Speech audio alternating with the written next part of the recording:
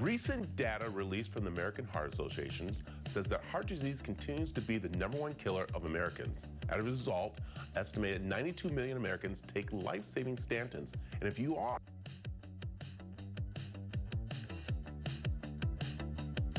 taking them. Good morning, doctor. How are you doing? I'm doing well. Thanks for having me. Great. Well, first, before we begin any of the talk, let's talk about what is COQT and how important it is to, of course, the heart health. Yeah, so coenzyme Q10 is a compound that's essential for our muscles to make energy, right? We need coenzyme Q10 in order for our muscles to make energy and to function. And the highest concentration of coenzyme Q10 is found in the heart. Most people don't realize or think about the heart as a muscle, but it is not an organ, it's a muscle. And it's also present in other muscles throughout our body. The issue with coenzyme Q10 is as we age, the levels drop. The other challenge with coenzyme Q10 is statins, which are the most commonly prescribed medication for high cholesterol and super important to reduce heart disease risk. Actually, a third of Americans, or 90 million Americans, I believe, are on a statin because heart disease is the #1 killer. They're really good at lowering cholesterol. They also inadvertently, accidentally lower our coenzyme Q10 levels as well. Wow, this is such an incredible thing we don't know about. So let's talk about the study results a little bit. I know you mentioned something, numbers there, but tell us about these results that they're seeing. Yeah, so this was a study conducted by Doctors Best, which is a leading supplement company. They found that 60% of the respondents to the survey didn't even know their heart disease risk. Even though heart disease is the #1 killer of Americans, both in men and in women, one person dies every 35 seconds from heart disease, right? And 60% of the survey respondents didn't even know their risk. The other thing it found that was interesting was that 50% of Gen Zers that responded were worried about their heart. And they cited that they had chronically elevated stress levels that they were worried were contributing.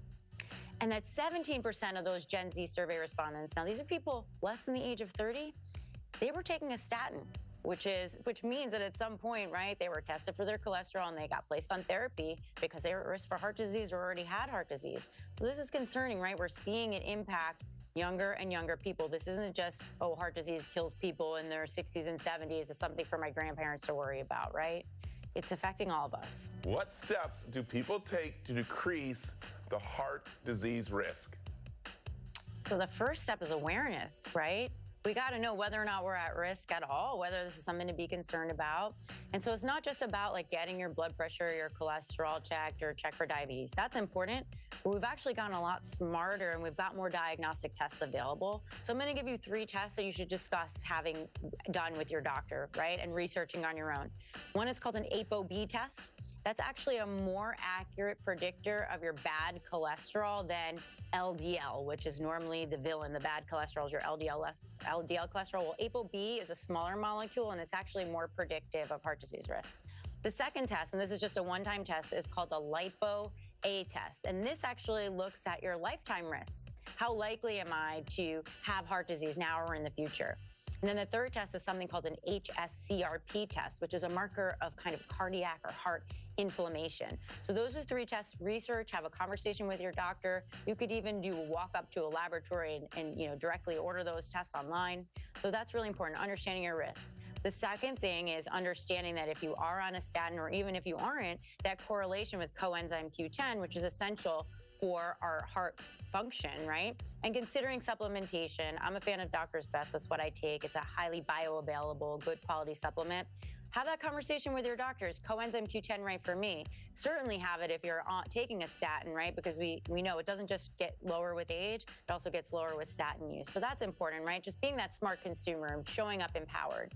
And then the third piece is always eating whole foods and not having the ultra-processed foods, and also physical activity and strength training. People say that all the time, but I want to add this other element of it, which is do that within a community context. So I always say to my patients, hey, if you want to start on like eating healthier, maybe start a potluck with your neighbors where everybody, do a healthy eating challenge where everyone brings in a healthy food from the Mediterranean diet. Don't do it in isolation because it ultimately, we put stress and pressure on ourselves, right? To eat healthy. I got to eat healthier. I got to be better.